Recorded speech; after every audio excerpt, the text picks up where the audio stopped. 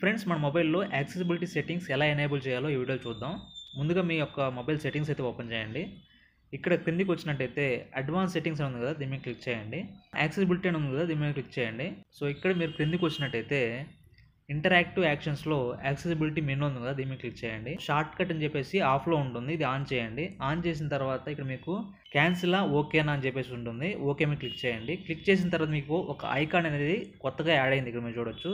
దీన్నే మనం accessibility icon అంటాం. సో, జనరల్‌గా మనకి 3 బటన్స్ ఉంటాయి కదా!